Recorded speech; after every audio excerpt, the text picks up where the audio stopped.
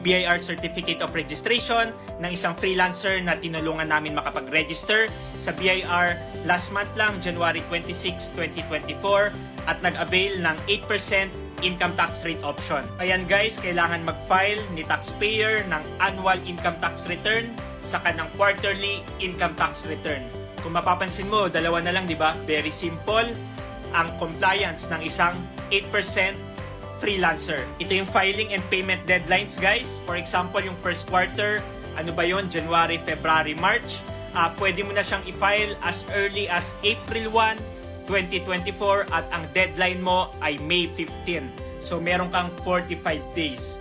And then sa annual ITR naman, meron kang 105 days until deadline para makapag-file at makapagbayad ng tax mo.